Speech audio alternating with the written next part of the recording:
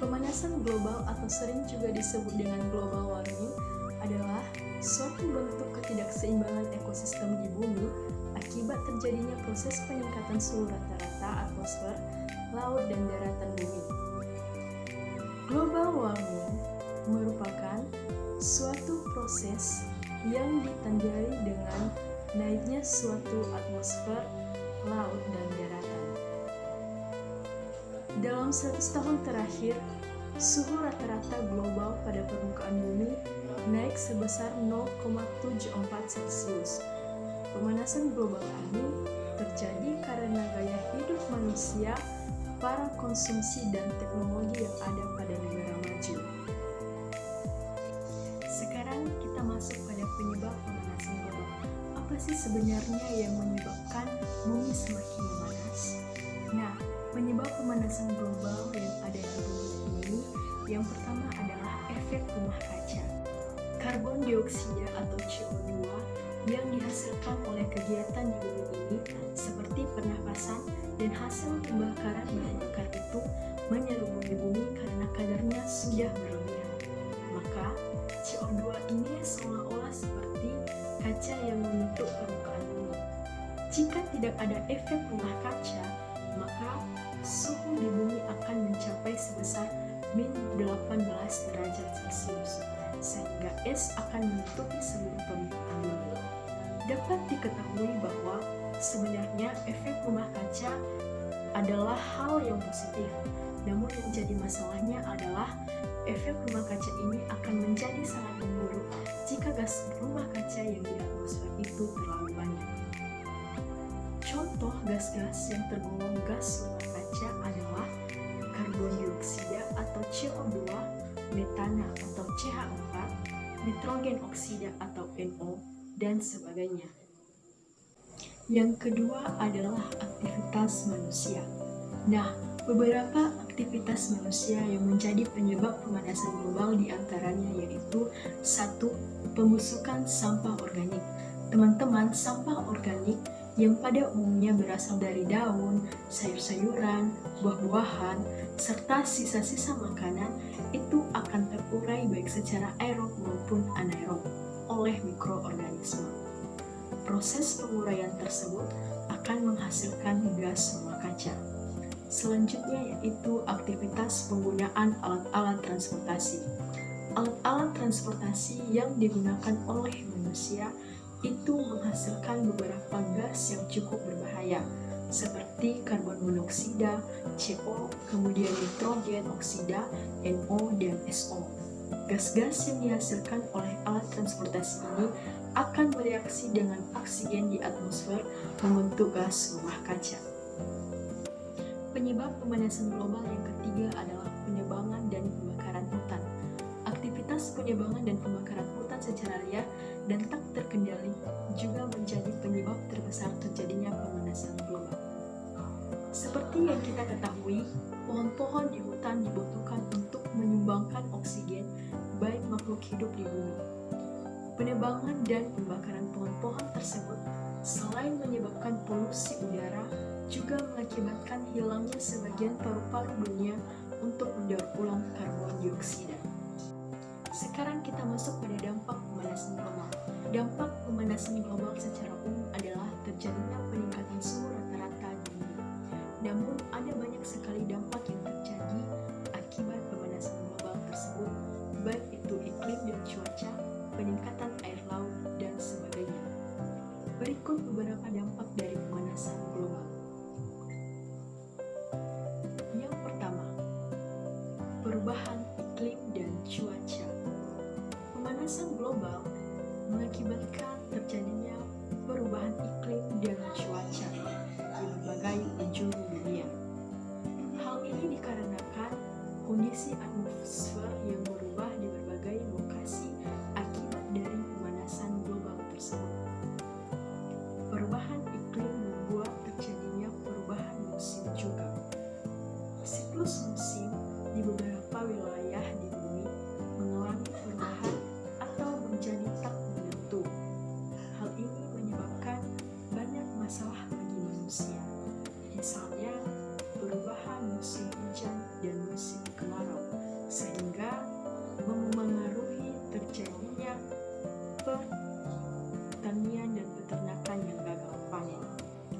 Dampak yang kedua adalah hujan asap.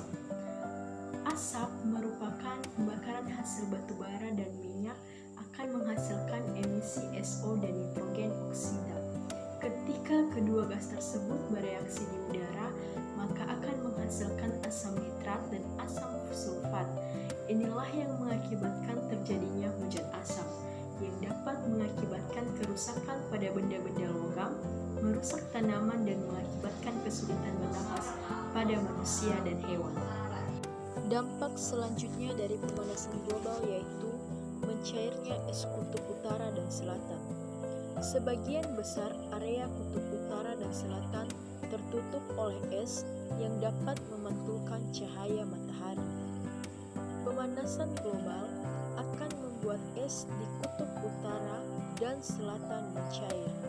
Jika es di kutub utara dan selatan mencair, maka panas bumi akan semakin banyak terserap dan menimbulkan panas.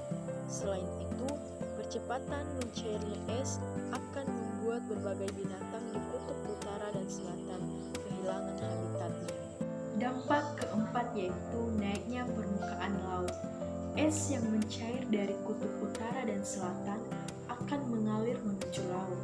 Pada akhirnya, permukaan air laut akan menjadi semakin tinggi secara perlahan-lahan.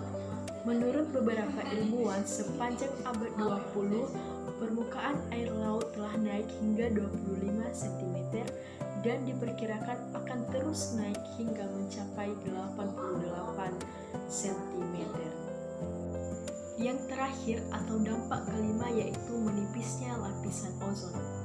Lapisan ozon merupakan lapisan yang menyelimuti bumi sehingga tidak terkena radiasi langsung dari sinar matahari. Pemanasan global mengakibatkan lapisan ozon ini semakin menipis, bahkan rusak. Dampak dari kerusakan lapisan ozon ini adalah sinar matahari yang langsung mengenai kulit manusia tanpa filter atau filternya yang mengalami penipisan. Sinar ultraviolet yang langsung mengenai kulit manusia dapat mengakibatkan penyakit kulit hingga sampai ke kanker kulit. Dan yang terakhir adalah cara mengatasi pemanasan global. Nah, pemanasan global dapat diatasi dengan tindakan nyata oleh semua manusia di berbagai penjuru dunia. Eksploitasi alam yang selama ini dilakukan harus dikendalikan dengan baik. Mengacu pada pengertian pemanasan global tersebut, kita bisa melihat bahwa beberapa upaya cara sederhana untuk mengantisipasi pemanasan global yaitu 1. Mengurangi penggunaan kendaraan bermotor. 2. Menjaga kelestarian alam. 3. Mengontrol pemakaian listrik. 4. Mengurangi penggunaan bahan plastik. 5. Mengendalikan limbah. 6. Mengurangi penggunaan gas freon pada alat-alat rumah tangga.